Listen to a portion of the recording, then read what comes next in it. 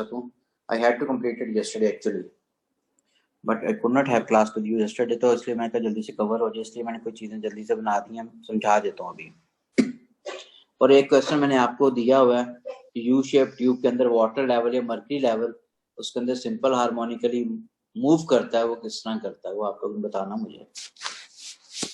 Okay, but a resonance, if you commemorate resonance, what we read, it is the phenomenon in which the amplitude becomes maximum when natural frequency becomes equal to driving frequency. And what the natural frequency is by nature, by default, किसी चीज की जो frequency होती है, किसी चीज को side पे करके आप डिस्प्लेस करके छोड़ देते हो, जिस फ्रीक्वेंसी से वो वाइब्रेट कर रहा होता है वो उसकी नेचुरल फ्रीक्वेंसी होती है. ठीक है. और ड्राइविंग फ्रीक्वेंसी की होती है एक्सटर्नल ऑसिलेटर की होती है. जैसे एक बच्चा एक झूला ले रहा, खुद तो नहीं झूलेगा ना, उसको साइड पे उसकी मदर करके छोड़ देती है, अब स्विंग वो वाइब्रेट करती जा रही है, उसकी नेचुरल फ्रीक्वेंसी से स्विंग वाइब्रेट कर रही है. अब लेकिन जो ही झूला एक एक्सट्रीम पोजीशन पे जाता है और पीछे उसकी मदर खड़ी है, मदर उसको स्मॉल इंपल्सिव फोर्स प्रोवाइड करती है.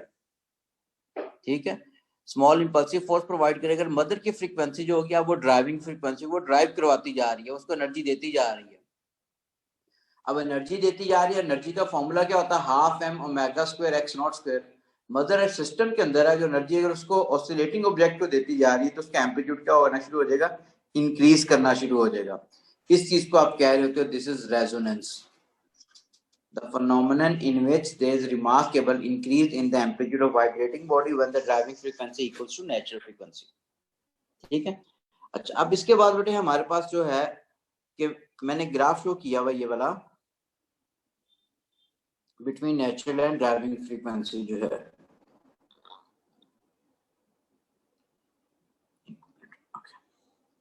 अब हमारे पास बेटे हमारे पास ये ड्राइविंग फ्रीक्वेंसी आ रही है, ये किसी चीज की नेचुरल फ्रीक्वेंसी शो की है वर्टिकल एक्सिस में, ये एम्पलीट्यूड है. ठीक है. यहाँ पे देखो हमारे पास जब नेचुरल फ्रीक्वेंसी जो है थी वो ज्यादा थी, ड्राइविंग फ्रीक्वेंसी तो कोई रेजोनेंस नहीं हुआ. रेजोनेंस एम्पलीट्यूड कहाँ पे आ रहा है, यहाँ पे मैक्सिमम आ रहा है. अगर यहाँ पे मैक्सिमम आ रहा है, यहाँ पे मैक्सिमम आने का मतलब बेटा ये है कि रेजोनेंस इस पोजीशन में हुआ है, तो इसका ग्राफ बनाने के लिए आया करता है. तो ग्राफ बनाने के लिए आपने एम्पलीट्यूड बस ज्यादा शो कर देना है, इस जगह आपने मैक्सिमम शो करना है, उसके बाद फिर डिक्रीज हो जाता है.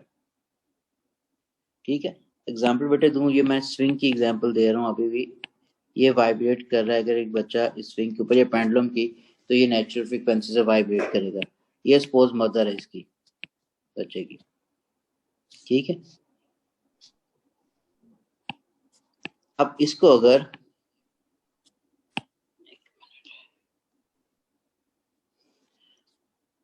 अब जो ही स्विंग इस पोजीशन पे अगर है, मदर यहाँ से ड्रॉप करती है, ये वाइब्रेट करनी शुरू होगी एक फ्रीक्वेंसी विद इस नेचुरल फ्रीक्वेंसी. ठीक है. अब ये ए पे, तो मदर का हाथ भी सपोज बेटे इस ए पे है, ये वाइब्रेट करके इधर जाती है, मदर का हाथ ये बी पे चला गया. बी से सब ये स्विंग इधर जाते तो मदर का हाथ ये सी पे आ गया. सी से जब दोबारा इस तरफ आना चाहिए तो मदर का हाथ भी बी की तरफ आता है. बी से जब ए की तरफ आना तो मदर का हाथ भी इधर आता है. अब हमारे पास फर्दर जब ये इस तरफ मूव करना शुरू करता है तो मदर उसको स्मॉल इंपल्सिव फोर्स प्रोवाइड करती है जिसको एम्पलीट्यूड ज्यादा होता है. अब मदर ड्राइविंग फ्रीक्वेंसी है, ये इसकी नेचुरल फ्रीक्वेंसी है, रेजोनेंस हो गया. अदर मदर हाथ कॉन्टिन्यूसली वाइब्रेट, जब इधर जा रहा मदर हमें तो हाथ को वाइब्रेट करती रहे तो उससे फर्क तो कुछ भी नहीं पड़ना. तो हमारे पास कम भी अगर नेचुरल फ्रीक्वेंसी से कम होगी ड्राइविंग फ्रीक्वेंसी, फिर भी रेजोनेंस नहीं होगा. ज्यादा होगी फिर भी नहीं होगा, इसलिए एम्पलीट्यूड उनका क्या होगा, मैक्सिमम नहीं होगा. ठीक है. अब यहाँ पे देखो नीचे जो मैंने लिखा हुआ ग्रीन से बेटे, मैंने ये लिखा हुआ है कि हमारे पास this is maximum amplitude obtained when driving frequency equal to its natural frequency. ठीक है. उसके बाद this was what we were doing. ठीक है. वी हैव डन थर्ड और फोर्थ, मैंने बाद में लिखा था, मैं जल्दी से गो थ्रू करता हूँ. अब जो है एडवांटेज और डिसएडवांटेज ऑफ रेजोनेंस है, इसका मतलब बहुत डिटेल इन डेप्थ नॉलेज नहीं चाहिए होगा. We simply have to identify के which resonance technique is used and where we apply this technique, and in this technique what is the natural frequency and what would be the driving frequency या force frequency. तो यहाँ पे हमारे पास पहला molecular resonance है which we use in micro oven to increase the internal energy of food particles, किसी चीज को गर्म करने के लिए यूज करते हैं जो, ठीक है। अब हमारे पास हर फूड पार्टिकल में वाटर पार्टिकल होते हैं। बेटे वाटर पार्टिकल जिस फ्रीक्वेंसी से वाइब्रेट करते हैं, नेचुरल फ्रीक्वेंसी जो होती है वो आ रही होती है microwave region of electromagnetic spectrum में। तो माइक्रोवेव ओवन के अंदर जब कोई चीज रखते हो तो माइक्रोवेव के अंदर हमारे पास एक ट्यूब होती है कॉल्ड क्लिस्ट्रॉन ट्यूब, जो कि माइक्रोवेव्स अमिट करती है। जब माइक्रोवेव अमिट करती है तो हमारे पास वाटर पार्टिकल रेजोनेटिंग फ्रीक्वेंसी से मूव करते हैं। रेजोनेटिंग फ्रीक्वेंसी उस फ्रीक्वेंसी को कहते हो जब नेचुरल ड्राइविंग बिल्कुल बराबर हो जाती है, उसको रेजोनेटिंग, रेजोनेंस हो गया ना, रेजोनेंस हो गया, इसको मतलब रेजोनेटिंग फ्रीक्वेंसी का वर्ड यूज कर देते हैं फिर हम। रेजोनेटिंग फ्रीक्वेंसी से मूव करती है जिसके से एम्पलीट्यूड मैक्सिमम होता है, और किसी का एम्पलीट्यूड मैक्सिमम हो गया तो एनर्जी का फॉर्मूला इन टर्म्स ऑफ पढ़ा ही आपने, एम्पलीट्यूड ये half m omega square x not square. तो एम्पलीट्यूड मैक्सिमम हो गया जिसका मतलब है कि हमारे पास उसकी इंटरनल एनर्जी या एनर्जी ज्यादा होगी, गर्म होगी चीज। सेकंड हमारे पास क्या होता है, this is electron resonance. Electron resonance क्या है कि हम यूज करते हैं ट्यूनिंग सर्किट्स के अंदर, मोबाइल की ट्यूनिंग होगी, टीवी की होगी, रेडियो की होगी, हर ट्यूनिंग सर्किट आपके, वॉकी टॉकी की ट्यूनिंग होगी वहां पे, ताकि मैक्सिमम स्ट्रेंथ का सिग्नल रिसीव कर सकें, ठीक है। इसमें भी क्या होता है, इलेक्ट्रॉन होते हैं which is basically vibrated between parallel plates using alternating current across the parallel plates, and when this is driving force frequency of radio या माइक्रोवेव फ्रॉम द ट्रांसमीटर, तो हमारे पास जो मेटल की प्लेट्स होती हैं कैपेसिटर की, उस सिग्नल को रिसीव करना शुरू हो जाती हैं। उस सिग्नल को रिसीव करते बाद में उनको प्रोसेस करते हैं, जिस वजह से हम उस चीज को क्लियरली रिप्रेजेंट कर रहे होते हैं। मैक्सिमम स्ट्रेंथ का सिग्नल रिसीव करने का मतलब रेजोनेंस का, मैक्सिमम रेजोनेंस एम्पलीट्यूड का सिग्नल रिसीव करना, मैक्सिमम एनर्जेटिक सिग्नल रिसीव करना, ताकि हमारे पास वो बेहतर तरीके से फर्दर भी शो किया जा सके। Third is the piezoelectric resonance. अब पीजोइलेक्ट्रिक रेजोनेंस, हमने पीजोइलेक्ट्रिक इफेक्ट पूरी वेव्स पढ़ ली हुई है बेटे, यानी अल्ट्रासाउंड वगैरह, ये हम यूज करते हैं to produce ultrasonics using quartz crystal, silicon dioxide को कहते हो। नेचुरल फ्रीक्वेंसी क्या थी, क्वार्ट्ज क्रिस्टल की थी, उसको पहले वाइब्रेट करते एसी पल्स देके, फिर दोबारा एक ऑल्टरनेटिंग करंट पल्स देते थे जो ड्राइविंग फ्रीक्वेंसी होती थी। जब इसकी natural frequency alternating current pulse की ड्राइविंग फ्रीक्वेंसी के बराबर होगी तो crystal will start vibrating with larger amplitude to emit, vibrate करेगी तो अल्ट्रासाउंड निकलना शुरू हो जाती है, ठीक है ना, तो अल्ट्रासाउंड निकलना शुरू हो जाएंगे उसमें से।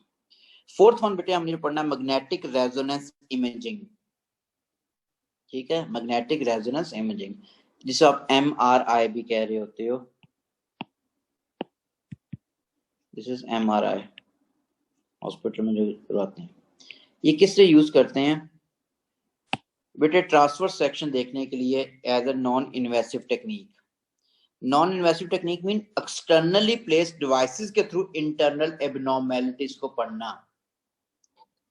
अब ब्रेन में ट्यूमर है या पेट के अंदर कोई अनवांटेड ग्रोथ है, ये ट्यूमर वगैरह है, तो हमने किस तरह देखना, हम एक्सटर्नली प्लेस्ड डिवाइसेस के थ्रू देखते हैं। अब नॉन इन्वेसिव टेक्निक में कौन कौन सी आई थी, यहाँ पे एक्सरे जो है हड्डी ठीक है बच गई है टूट गई है, वो नॉन इन्वेसिव टेक्निक के थ्रू देखते हैं। एक्सटर्नली प्लेस्ड डिवाइसेस के थ्रू इंटरनल एबनॉर्मेलिटीज को देख लेते हो, इसको नॉन इन्वेसिव कहते हैं, ठीक है। दूसरा क्या, आपका सिटी स्कैनिंग जो होता है वो आगे पढ़ना भी हमने, ठीक है। कंप्यूटेड टोमोग्राफी स्कैनिंग वो भी नॉन इन्वेसिव है। अल्ट्रासाउंड नॉन इन्वेसिव है। MRI नॉन इन्वेसिव है। नॉन इन्वेसिव का मतलब ये है कि एक्सटर्नली प्लेस्ड डिवाइसेस के थ्रू इंटरनल एबनॉर्मेलिटीज को स्टडी करना। टेस्ट नहीं लेना, लेबोरेटरी के टेस्ट नहीं इसमें आने हैं, ठीक है। एट ए टाइम जो चीज आ रही थी वो है ये। अच्छा, अब हमारे पास हमारे ब्लड के अंदर बेटे 70% वाटर, और वाटर का मेन कंपोनेंट क्या है, हाइड्रोजन है। हाइड्रोजन जिस फ्रीक्वेंसी से वाइब्रेट करता है वो आ रही होती है radio wave region of electromagnetic spectrum के अंदर, radio wave region of electromagnetic spectrum में, ठीक है, हाइड्रोजन जो है। और ड्राइविंग फ्रीक्वेंसी क्या होती है, वो रेडियो वेव्स की होती है। जब बेटे रेडियो वेव्स की जो हमारे पास ड्राइविंग फ्रीक्वेंसी है, जो हम बाहर से भेजते हैं उस बंदे के अंदर, बाहर से भेजने का मतलब आपको अगर एक एनक्लोजर ने बंद कर दिया जब वहां पे रेडियो वेव छोड़ दिया तो डेफिनेटली रेडियो आपकी बॉडी में पास कर देंगे, अंदर चली जाएगी, ठीक है, ब्लड के अंदर चली जाती है। तो ब्लड के अंदर हाइड्रोजन के पार्टिकल जो है वो लार्जर एम्पलीट्यूड से फिर वो मूव करते हैं, जिसकी वजह से दोबारा रेडियो वेव्स एमिट करते हैं, एक्साइट होता है, फिर डी एक्साइट होता है, केमिस्ट्री में एक्साइटेशन और एक्साइटेशन पढ़ते हैं, फिजिक्स हमने पढ़ना है, मॉडर्न में पढ़ेंगे, ठीक है, आई चैप्टर भी वहीं पे आएगा। तो जब वो डी एक्साइट होता है तो इसका मतलब वहां पे वो दोबारा रेडियो वेव्स एमिट करता है, रेडियो वेव्स को हम रिसीव करते हैं बेयर मेटालिक वायर्स के थ्रू, ठीक है, फिर उनको हम प्रोसेस करते हैं और डिस्प्ले कर देते हैं, ठीक है। तो इसको हम यहाँ पे भी यूज कर रहे होते हैं। ये तो एडवांटेजेस हो गए। उसके बाद आता है डिसएडवांटेजेस क्या होंगे बेटे इसके, डिसएडवांटेजेस ऑफ रेजोनेंस, ठीक है। अब डिसएडवांटेज में बेटा हमारे पास पहला जो है कि डिस्ट्रक्शन जो कॉज हो रही थी ड्यू टू अर्थक्वेक, बिल्डिंग क्यों गिर जाती है, ठीक है। और हमारे पास इसलिए गिरते हैं, हर बिल्डिंग वाइब्रेट करती है, आप छत पे छलांगे लगाते हो वो भी वाइब्रेट करती है, पुल भी आप देखो वो भी वाइब्रेट करते हैं, हर चीज वाइब्रेट लाजमी करती है। अब हर चीज अपनी नेचुरल फ्रीक्वेंसी से वाइब्रेट करी, ईंटें वगैरह यूज की होती है ना हमने, तो जहां पे अगर अर्थक्वेक आता है वह अर्थ क्रस्ट के अलोंग एक वेव मूव करती है which is transverse wave, we call that wave seismic wave, ठीक है। सेस्मिक वेव, ठीक है, it is transmitted from the volcanic region, is travelling along the earth crust and this is progressive transverse wave. जब ये seismic wave की जो driving frequency है उस बिल्डिंग की नेचुरल फ्रीक्वेंसी के बराबर हो जाएगी, तो बिल्डिंग लार्जर एम्पलीट्यूड से वाइब्रेट करेगी ड्यू टू रेजोनेंस। अब जो ही लार्जर एम्पलीट्यूड से वाइब्रेट करेगी, बिल्डिंग ब्रिटल होती है क्योंकि हमने ईंटें यूज की होती हैं, या हम ब्रिटल मेटल हमने यूज किया होता है, यानी सॉलिड वगैरह जो जिसे क्या कहते हैं यार, ये सरिया वगैरह, ब्रिटल जो अगर यूज किया होगा, ठीक है, तो बिल्डिंग क्या कोलैप्स कर देगी, टूट जाएगी। अब जो नहीं टूट रही होती वो क्या होती हैं बेटे, आपका जो क्या है ना, इस ग्रेड का सरिया, इस ग्रेड का सरिया जो छतों में या वर्टिकल वॉल्स के अंदर या बीम्स के अंदर डालते हैं, उसकी भी डिफरेंट स्ट्रेंथ होती है। सरिया का सिंपल मैं आपको बताऊं, अगर देखो एक दफा हिट करके अगर सरिया टूट जाता ना, आपने अगर देखो छतों में डाले होते हैं पर तोड़ के बनाते हैं ना, वो बेल लगा तोड़ते हैं इसको, पहले एक दफा थोड़ी जोर से मारते हैं, अगर वो टूट जाता है इसका मतलब ब्रिटल है, वो बेहतर नहीं है इतना। उसको एक दफा हिट करेंगे वो नहीं टूटता, वो टेढ़ा हो जाता है, फिर हिट करते हैं, फिर हिट करते हैं, फिर जाके टूटता है, इसको वो सरिया ज्यादा बेहतर है। तो इसलिए हर सरिये के ग्रेड होता है कि सरिये का ग्रेड डायमीटर वगैरह तो होता ही है या वेट उसका, लेकिन हमारे पास उसकी वो स्ट्रेंथ भी देखी जाती है, जितना सरिये के अंदर इलास्टिसिटी ज्यादा होगी उतना बेहतर होता है। जो कहते हैं अर्थक्वेक रेजिस्टेंट बिल्डिंग है, उसके अंदर सरिये के अंदर इलास्टिसिटी ज्यादा होती है, वो एनर्जी गेन करता है, और फिर हमारे पास इलास्टिसिटी ज्यादा होने की वजह से, अपनी मैंने क्या कहा था, इलास्टिक रबर इतना इतना अच्छा इलास्टिक मटेरियल नहीं, आपका स्टील ज्यादा अच्छा इलास्टिक मटेरियल है, और क्रिटिकल डैम्प होता है, जल्दी से चीज को रेस्ट पे ले आता है, वो वाइब्रेट ही नहीं कराता रहता।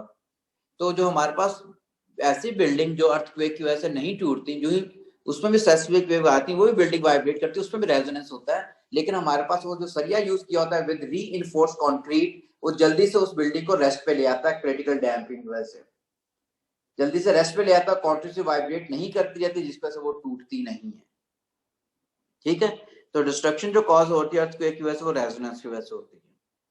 दूसरा लिखा, soldiers order to break their steps, break the steps मतलब मार्च पास्ट को रोक देते हैं, ठीक है। जब वैसे कारण ठीक है, जब कोई भी सस्पेंशन ब्रिज के ऊपर से पास करते हैं, कहते हैं मार्च पास करते हुए नहीं जाना, नहीं तो टूट जाएगा वो, ठीक है।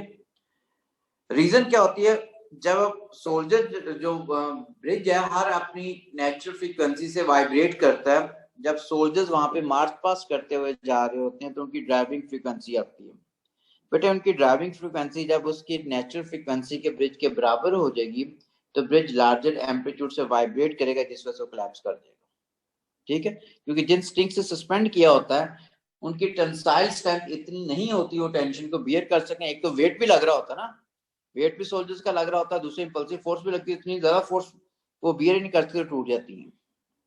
इसलिए उनको कहा जाता है हमेशा आप मार्च पास करते हुए ना पास करें सस्पेंशन ब्रिज से। तीसरा टकोमा ब्रिज बेटा, ये एक ना वाशिंगटन डीसी के अंदर है था ब्रिज, जो कि हमारा हवा की वजह से टूट गया था, विंड की वजह से, स्ट्रॉन्ग गस्ट ऑफ हवा, गस्ट कहते हैं तो बड़े हवा जोर जोर से आके हिट करती है, ये भी सस्पेंशन ब्रिज था। ये हमारे पास एक ब्रिज अपनी नेचुरल फ्रीक्वेंसी वाइब्रेट करता है, वहां पे हवा आई, अगर विंड के पार्टिकल आके हिट किया, उसने वाइब्रेट किया, फिर आके हिट किए, तो driving frequency of the wind particle when it becomes equal to natural frequency of the Tacoma bridge, तो लार्जर एम्पलीट्यूड से वाइब्रेट किया, लार्जर एम्पलीट्यूड से वाइब्रेट करने की वजह से जिन स्ट्रिंग के थ्रू बांधा हुआ था वही टूट गई, ठीक है। फोर्थ हमारे पास है ओपरा सिंगर शैटर ग्लास। ठीक है, ये ओपरा सिंगर्स का जो ऑर्केस्ट्रा होता है बेटा, उससे जो साउंड प्रोड्यूस हो रही होती है, ठीक है, वो ड्राइविंग फ्रीक्वेंसी जो होती है ग्लास के पार्टिकल्स की नेचुरल फ्रीक्वेंसी के बराबर आती है। अगर सामने ग्लास रखा हो और ओपरा सिंगर का ऑर्केस्ट्रा चल रहा है, ओपरा सिंगर भी जो होते हैं, अगर वो बेटा बोलेंगे तो ग्लास की नेचुरल फ्रीक्वेंसी के जब बराबर हो तो ग्लास के पार्टिकल लार्जर एम्पलीट्यूड के साथ वाइब्रेट करना शुरू करते हैं, क्योंकि ग्लास ब्रिटल होता है, इससे जो ही एम्पलीट्यूड ज्यादा होता है वो फ्रैक्चर कर जाता है, टूट जाता है। ठीक है, तो ये हो गया। पांचवा हमारे पास जो है इसके अंदर लिखा हुआ mirrors of vehicles vibrate produces noise. अब किसी भी गाड़ी में जा रहे कोच वगैरह के अंदर में, हमारी गाड़ी के अंदर तो बहुत ज्यादा क्रिटिकल डैम्प हुई होती है, इसलिए वहां पे हैवी डैम्पिंग हुई होती है, इसलिए नहीं आता। आपको बड़ी ट्रकों के अंदर वैसे काफी क्लियर ये चीज पता भी चल रही होती है। बेटे गाड़ी का इंजन वाइब्रेट करता है अपनी फ्रीक्वेंसी के साथ, ठीक है, which is considered as a driving frequency. अब एक अगर वर्टिकल शीशा लगा हुआ है किसी भी विंडो के ऊपर या दरवाजे के ऊपर, तो हमारे पास क्या है, वो उसकी नेचुरल फ्रीक्वेंसी है। ठीक है, नेचुरल फ्रीक्वेंसी से वाइब्रेट करेगा। जब नेचुरल फ्रीक्वेंसी जो होगी इम्पल्सिव फोर्सेस या ड्राइविंग फ्रीक्वेंसी ऑफ द क्या करना चाहिए, फोर्सेस फ्रॉम द इंजन, जब दोनों बराबर हो जाएंगी नेचुरल ड्राइविंग फ्रीक्वेंसी, तो हमारे पास वो जो शीशा वो तेजी से वाइब्रेट करता है लार्जर एम्पलीट्यूड के साथ, इसलिए दो शीशा आपस में वो हिट करते हैं, फिर आपस में जॉइन जो वो होते हैं। ठीक है, अगर हिट करते हैं या किसी चेसेस के साथ, या वो हमारे पास उसके किसी और चीज का अगर हिट करते हैं तो नॉइज प्रोड्यूस होना शुरू होती है। ठीक है, तो व्हीकल के डिफरेंट पार्ट्स के अंदर जो नॉइज आ रही होती है उसकी एक रीजन ये भी होती है। अब इसी को हम देखते हैं रेजोनेंस को with the degree of damping, degree of damping के साथ। अच्छा, अब मैंने बेटा ये हॉरिजॉन्टल एक्सिस में ड्राइविंग फ्रीक्वेंसी लिखी हुई है, ये नेचुरल फ्रीक्वेंसी है। जब नेचुरल और ड्राइविंग बराबर होते तो मैंने कहा था रेजोनेंट फ्रीक्वेंसी का वर्ड यूज करते हैं। ठीक है, ये एम्पलीट्यूड है, ये नेचुरल फ्रीक्वेंसी होगी, जो further equal to driving frequency. अगर तो कोई चीज लाइट डैम्प होगी, ठीक है, लाइट डैम्प में हमने पढ़ा था object cross its equilibrium position a number of times and take a long time to come to rest. अब इसका मतलब जो लाइट डैम्प चीज होती है बेटे, हमारे पास यहाँ से जब स्टार्ट कर, आप यहाँ से भी स्टार्ट कर सकते थे बेटे, जरूरी नहीं है। यहाँ क्योंकि सर फ्रीक्वेंसी अभी पकड़ा हुआ है, यहाँ पे एम्पलीट्यूड इतना दिया है, आपने इतना एम्पलीट्यूड दिया, बाद में देखो इस तक एम्पलीट्यूड हो गया। ठीक है ना, जब फ्रीक्वेंसी जीरो माइंड में सर आपने वाई इंटरसेप्ट टच कर सकते, बिल्कुल कर सकते बेटा, आप इसको एक्सटेंड कर दो चाहे, कोई मसला नहीं। ठीक है, आपने इतना उसको एम्पलीट्यूड दिया था, बाद में आपने छोड़ दिया, करते करते एम्पलीट्यूड जब नेचुरल ड्राइविंग बराबर होगी तो इस तक एम्पलीट्यूड ज्यादा हो गया उसका। ठीक है, तो लाइट डैम्पिंग में अगर ग्राफ बनाने के लिए किएगा, क्योंकि हमें नॉर्मली ग्राफ के अंदर ये चीजें दी होती हैं इस तरह, वो कहता है कि रेजोनेंस का ग्राफ बना दें, जिस तरह पहले बनाया था आपने उतने इस तरह आपने बना दिया ये वाला। वो कहता है फिर अगर कोई लाइट हमारे पास, ये हमने लाइट डैम्पिंग का ही बनाया। अब माइंड में ये चीज रखनी है कि इसका एम्पलीट्यूड बेटा क्या होता है, मैक्सिमम होता है और पीक काफी शार्प होती है। कहता है फिर आपने डिग्री ऑफ डैम्पिंग इंक्रीज कर दिया, लाइट से क्रिटिकल डैम्पिंग में आ गए। क्रिटिकल डैम्पिंग की जो पीक होती है बेटा वो काफी स्मूथ होती है ये, and this peak is quite below the peak of this light damping, इससे काफी नीचे है, इससे देखो काफी नीचे आ रही है वाली पीक और काफी स्मूथ है। ठीक है, तीसरी हमारे पास क्या आती है, हैवी डैम्पिंग। हैवी डैम्पिंग के अंदर क्या होगा हमारे पास कि पीक स्मूथेस्ट होगी और उसका एम्पलीट्यूड अपनी मीन पोजीशन से बहुत, यानी मीन पोजीशन क्या है, इसको फर्दर एक्सटेंड करते हुए ये बनती, इससे बहुत ज्यादा ऊपर नहीं गया, देख लो ये था ना, यहाँ पे ये गया, यहाँ पे ये था, यहाँ पे ये था। ठीक है, इसका एम्पलीट्यूड तो बिल्कुल किस पे बन रहा है, एफ नॉट पे, इसका एम्पलीट्यूड भी एफ नॉट, इसका एम्पलीट्यूड थोड़ा सा पहले होता है, इसमें रेजोनेंस लाना थोड़ा सा मुश्किल होता है। ठीक है, इसमें भी आ रहा है लेकिन हमारे पास उस फ्रीक्वेंसी पे नहीं आ रहा जिस फ्रीक्वेंसी पे लाइट या दूसरा जो क्रिटिकल डैम्पिंग का आ रहा है। इसकी जरा पीक बुक्स वगैरह देखोगे तो बेटा उसके अंदर नॉर्मली डायग्राम बनी होती है इसके लिए, कुछ ये लाइन इस तरह टेढ़ी इस तरह शो की होगी, ये इस तरह ये। लेकिन मैंने क्योंकि मैंने मार्किंग कीज को फोकस करना होता है, तो मार्किंग कीज के अंदर हमारे पास बिल्कुल स्ट्रेट उसने कहा होता है कि पीक किस पे शो करनी है, तो मैंने उसके अकॉर्डिंगली शो किया, तो वो चीज ये वाली बन गई। ठीक है, हाँ अब बेटा आपके बच्चा क्वेश्चन पूछ रहा था सर, ये एक्स एक्सिस पे जो आपने चीजें ली हैं, ये एक दो समझा दें। क्या। ये एक्स एक्सिस पे जो आपने लिया ड्राइविंग फ्रीक्वेंसी और नेचुरल फ्रीक्वेंसी, ये मैं कह रहा हूँ कि नेचुरल फ्रीक्वेंसी डॉटेड लाइन के लेफ्ट पे नहीं आएगी बेटे? रेजोनेंट और ड्राइविंग ये एक ही फ्रीक्वेंसी को कहते हो। ये जो रेजोनेंट और नेचुरल फ्रीक्वेंसी, जब रेजोनेंस हो जाएगा या एम्पलीट्यूड मैक्सिमम होगा तो उसको आप कहोगे वो रेजोनेंट फ्रीक्वेंसी है। ये होती नेचुरल फ्रीक्वेंसी ही है। तो ये जब ड्राइविंग नेचुरल के बराबर होगी तो रेजोनेंस होगा, रेजोनेंस की वजह से जो फ्रीक्वेंसी उसको रेजोनेटिंग फ्रीक्वेंसी कह लेते हो।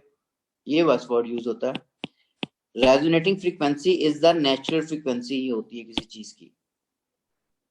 ठीक है, जब रेजोनेंस होगा उस टाइम पे तो चीज वाइब्रेट करती है, वो जिस फ्रीक्वेंसी से वाइब्रेट कर रही होती है ड्यूरिंग रेजोनेंस, उससे आप कहते हो रेजोनेटिंग फ्रीक्वेंसी है।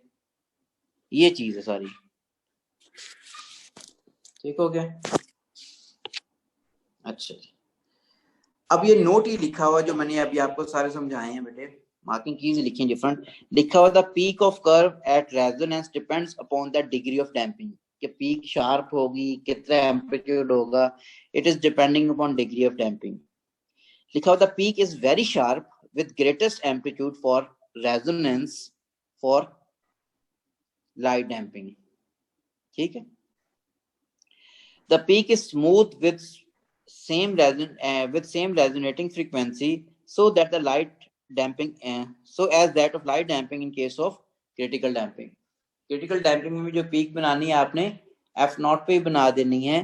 ठीक है, लेकिन ये पीक काफी स्मूथ होगी और उससे काफी नीचे होती है and is well below the peak of light damping।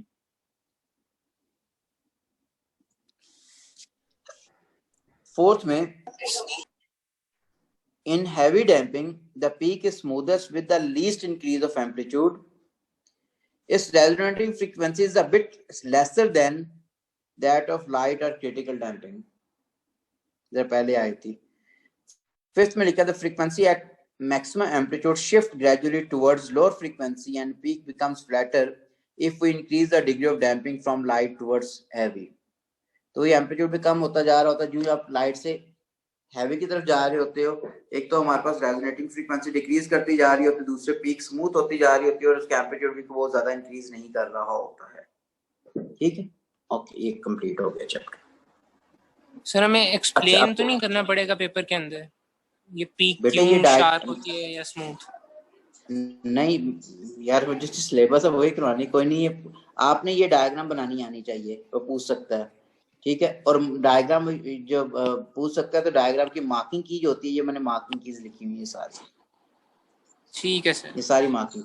ठीक है, ये चीज है, अदरवाइज डिटेल होती है मैं भी डिटेल करवाता। अच्छा, अब क्वेश्चन बेटे, एक मैंने आपको क्वेश्चन दिया था, अगले दिन किसी ने पूछा, उससे अगले दिन भी किसी ने पूछा, लगता है सारों से हो गया, बड़ी अच्छी बात है, मुझे बता भी देना। अच्छा बेटे, अब क्वेश्चन है एक पास्ट पेपर का ही है। कहता है कि हमारे पास ये दो हमने कर्टन रीडिंग्स ली हैं, इस तरह इनको हमने फिक्स कर दिया, प्रैक्टिकल भी किया होगा आपने स्कूल में। ये थीटा डिग्री हो गया, चलो इसकी वैल्यू भी लेते हैं 30 डिग्रीज, और ये भी 30 डिग्रीज हो गया थीटा। बेटे यहां से हमने एक स्फीयर को जिसका मास m है, मैंने यहां से रेस्ट से छोड़ा। अब ये स्फीयर हमारे पास मूव करता है इस डायरेक्शन में, इस तरीके से ऊपर जाता है, फिर ये वापस आता है, और इस तरह ये प्रोसेस मोशन कंटिन्यू रहती है इस तरीके से। ठीक है, उसने क्या पूछा हुआ है कि क्या ये हमारे पास मोशन जो है सिंपल हार्मोनिक है या नहीं है। ठीक है, अगर सिंपल हार्मोनिक है तो फिर इसकी, चलो सिंपल पहले इतने बता दें सिंपल हार्मोनिक है या नहीं।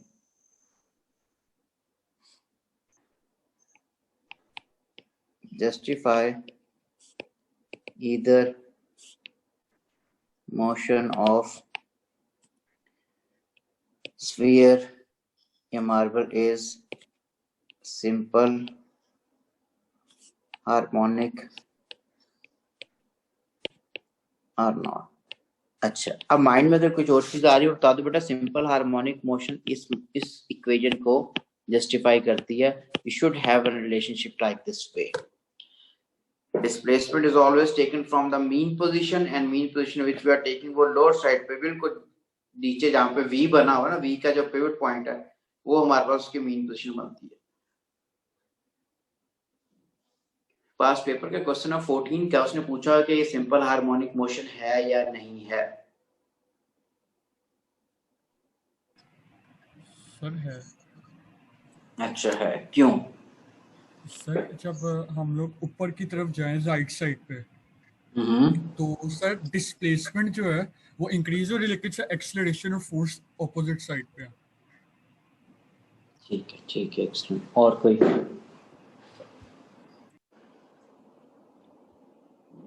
जैन जो है तुम्हारा भी माइक ऑन है, कुछ बोल दो फिर। ओके, मेरी टर्न आ गई फिर। बेटा ये सिंपल हार्मोनिक मोशन नहीं है। क्यों नहीं है?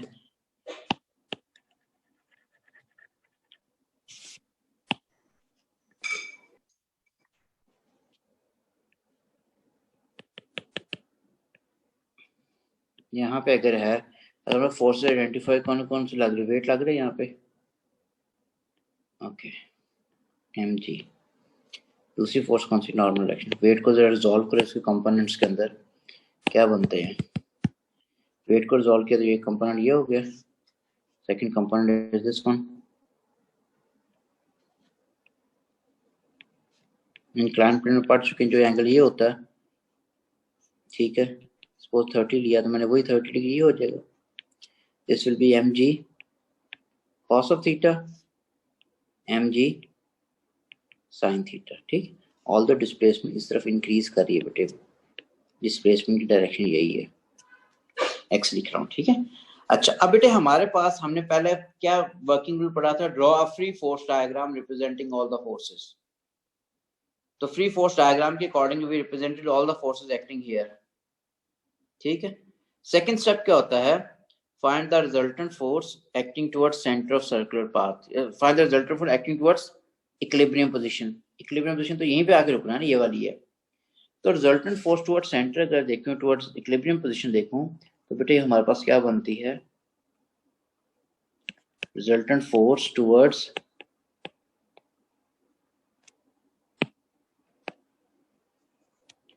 Equilibrium position. इक्विलिब्रियम पोजीशन लग रही है तो इक्विलिब्रियम पोजीशन की जो फोर्स होती है उसको माइनस साइन भी लिखते हैं। क्या बन रही है? M g sine theta. Theta को बाद में लिख देते हैं, ठीक है बेटे। ये फोर्स किसके बराबर है? एम ए के बराबर। रिजल्टेंट फोर्स लिखा हुआ ना, minus m g sine theta हो गया, बिल्कुल ठीक है। ए किसके बराबर हो गया? माइनस जी साइन थीटा। बेटा ऊपर से जब वो इक्विलिब्रियम पोजीशन की तरफ आ रहा है, डिस्प्लेसमेंट डिक्रीज हो रही है, डिस्प्लेसमेंट डिक्रीज हो रही है, लेकिन हमारे पास जी की वैल्यू कांस्टेंट होती है 9.81। साइन ऊपर से नीचे अगर आ रहा है तो एंगल भी बेटे कांस्टेंट है 30 डिग्री। अगर एंगल भी कांस्टेंट तो एक्सेलरेशन क्या आ रही है? कांस्टेंट। एक्सेलरेशन तो चेंज ही नहीं हो रही, ठीक है। लेकिन सिंपल हार्मोनिक मोशन में अगर कोई चीज होगी तो उसकी एक्सेलरेशन लाजमी डिपेंडेंट होती है डिस्प्लेसमेंट के ऊपर, ठीक है। और एक्सेलरेशन हमारे पास, ऑल्दो डिस्प्लेसमेंट हमारे पास जो है वो ऑपोजिट डायरेक्शन में ही आ रही है, लेकिन हमारे पास एक्सेलरेशन कांस्टेंट, एक्सेलरेशन डिपेंडेंट ही नहीं है डिस्प्लेसमेंट पे।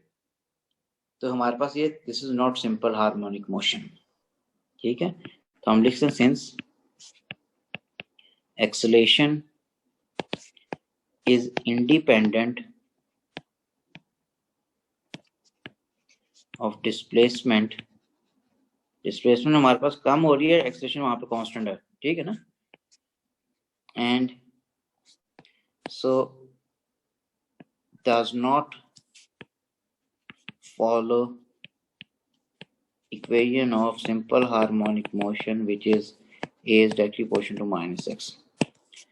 Hence motion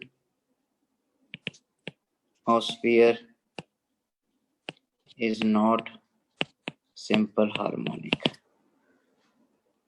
हाँ, अगर यही क्वेश्चन बेटे हमारे पास इस तरह होता ना, ये सॉरी इस तरह हम ले लेते एक,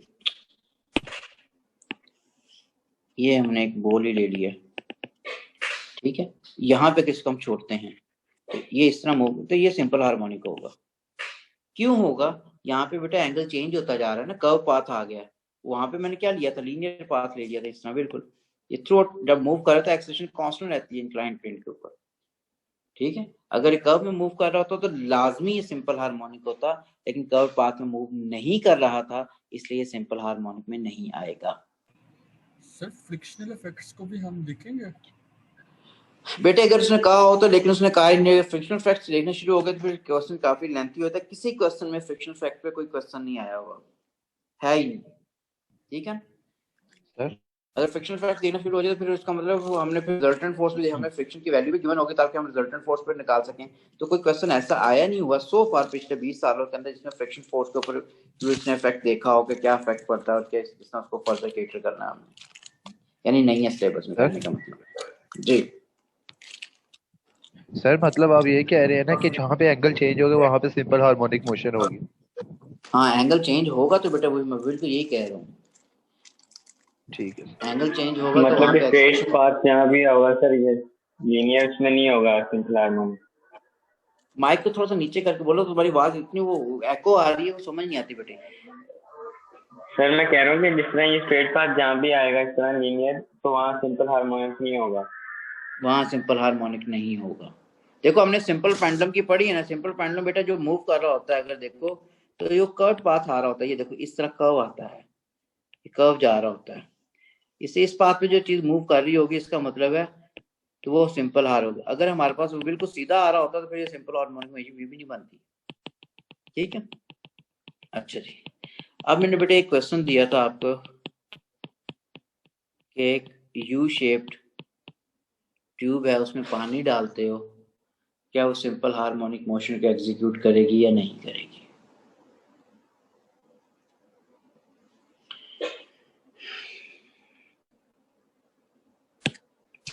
किसमें था,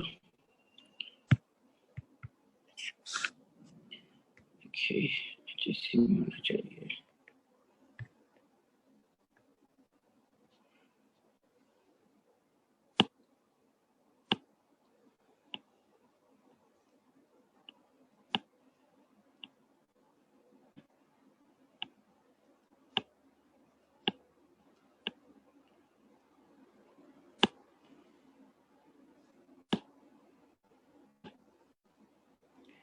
हाँ जी, ये क्वेश्चन दिया हुआ आपको टोटल कि मेगा निकालना, टाइम पीरियड निकालना, और वो हो गया या नहीं हुआ।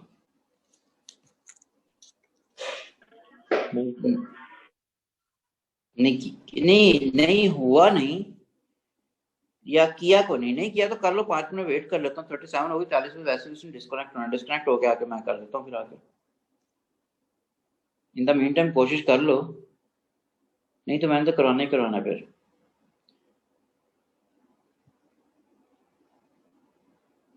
हुआ ही नहीं हुआ, मैं तो करवाना ही, क्योंकि क्वेश्चन इतना बना हुआ था। सर आप ही करा रहे हैं सर। बड़ा ही नहीं बच्चा बैठे तो थे, मैं ही करवा दूं, लेकिन मैं कह रहा हूँ कोशिश कर ले, शायद हो जाए।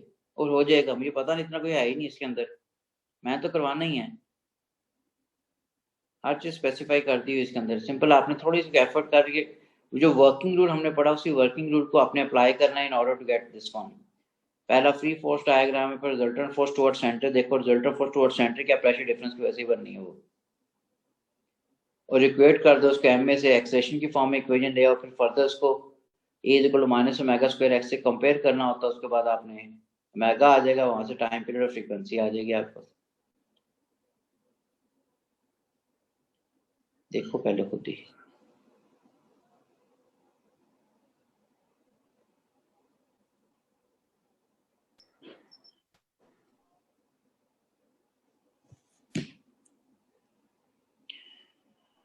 बेटे 38 हुए डिस्कनेक्ट करके मैं कनेक्ट करने लगा हूँ, फिर इंशाल्लाह ना मैं आके कर देता हूँ, ठीक है।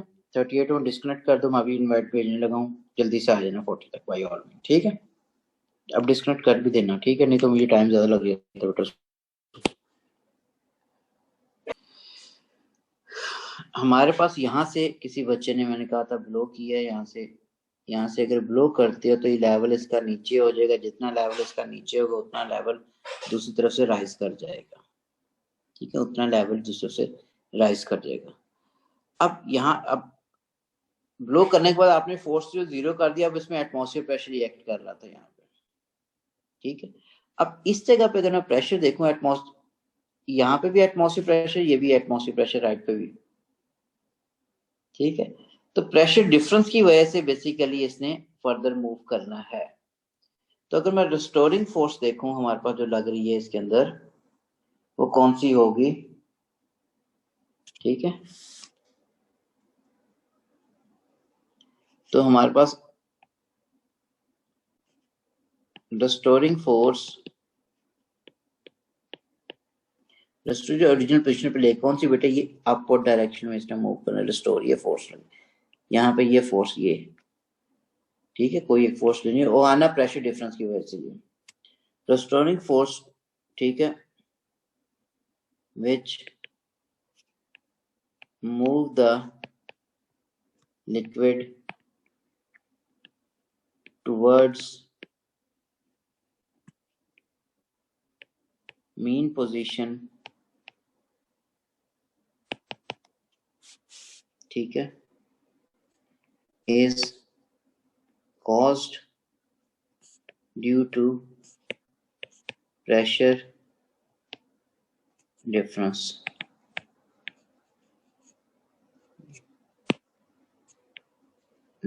ठीक है बेटे। फोर्स एफ होगी, अब माइनस साइन लगता मीन पोजीशन की तरफ जा रही है, तो यहाँ ये किसके बराबर होगा, ये हमारे पास ये टोटल आ रही है किसके बराबर है, 2x आ रहा है ना, लेंथ ऑफ लिक्विड कॉलम, तो माइनस 2x रो जी ए हो गया, माइनस 2x रो जी ए है, ठीक है। क्यों, उसको भी देख लें दोबारा यार। यहाँ पे जो प्रेशर एक्सर्ट हो रहा है ये वाला, ये कौन सा प्रेशर है, एटमॉस्फेयर का। इसी डेप्थ पे यहाँ पे कौन सा प्रेशर एक्सर्ट हो रहा है, वो हमारे पास एटमॉस्फेयर प्लस पीएल है, तो ये तो वैसे कैंसिल हो रहा है, ये रिजल्टेंट फोर्स मान रही थी, प्रेशर ला रहा था, प्रेशर पीएल क्यों, प्रेशर ऑफ लिक्विड, ठीक है। तो वो प्रेशर लिक्विड ही मैंने लिखा है, which is equal to 2x rho g के बराबर, किस कॉलम का, ये जो ऊपर ये जो सारा कॉलम आ रहा है इसके ऊपर ये वाला, इसका प्रेशर लिख रहा हूँ, ये सारा, ठीक है। अच्छा जी, अब हमारे पास अब बाय न्यूटन सेकंड स्टेप, ये मैं स्टेप लिखना था, स्टेप 2 था। स्टेप 3 में हम क्या करते हैं, इस फोर्स को इक्वेट कर देते by Newton second law, Newton second law.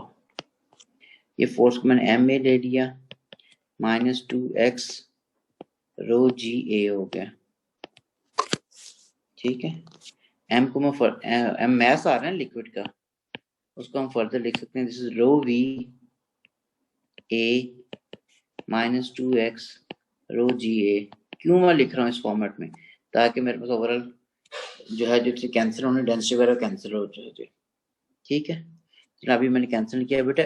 Volume क्या होगा लिक्विड का, वॉल्यूम लिक्विड का होगा कि हमारे पास अगर इसकी आप एरिया ये ए ले लेते हो, क्रॉस सेक्शन एरिया, और ये एच है, एच ये भी है, एच ये भी है, सीधा करोगे तो हाइट किसके बराबर, 2h के बराबर हो जाएगी ना यहाँ पे भी। तो मैंने ये लिख लिया, दिस इज ए हो गया बेटे, एक तो ये 2h हो गया, ये वॉल्यूम आ गया टोटली लिक्विड का, ये ए हो गया, माइनस 2x रो जी ए हो गया। अब इसमें जो चीज कैंसिल होती है उसे कैंसिल आउट कर दो, ये एरिया इस एरिया से कैंसिल आउट हो गया बेटे, ये 2 जो है इस 2 से कैंसिल आउट हो गया, ये रो जो है इस रो से कैंसिल आउट होगी, तो हमारे पास एंड में इक्वेशन क्या बन गई, a इक्वल्स टू माइनस जी, नहीं, माइनस जी ओवर एच टाइम्स एक्स, ठीक है। स्टेप 4 के अंदर इन सिंपल हार्मोनिक मोशन ए किसके बराबर होता है, this is minus omega square x के बराबर होता है। तो फिर हम लिखेंगे देयरफॉर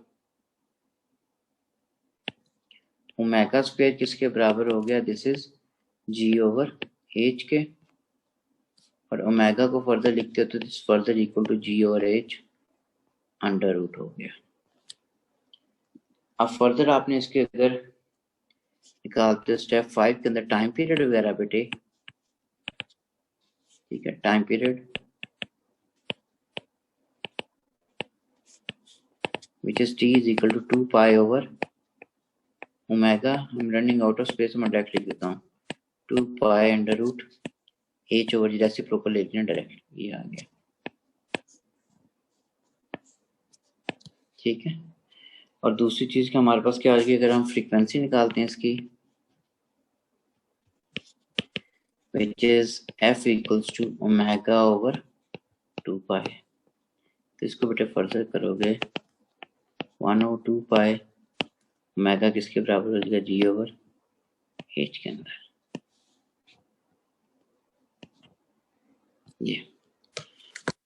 ये बेटे इसका है। था सर बस एक चीज बता दें सर, आपने मीन पोजीशन इधर कौन सी दी है? यहाँ पे मीन पोजीशन ये वाली है, ये सारी ये मीन पोजीशन आ रही है। तो सर उधर से आपने दोनों साइडों पे x और x हाइट का डिफरेंस लिया डिस्प्लेसमेंट। हाँ, जितना लिक्विड लेफ्ट साइड जितना यहाँ से नीचे गया था ना उतना ही राइज कर गया था, क्रॉस सेक्शन एरिया दोनों तरफ सेम था ना। ओके ठीक है, ये बेटा chapter by all mean cover हो गया। इसको मैं फिर शेयर कर दूंगा, अब इसका मतलब है चीजें।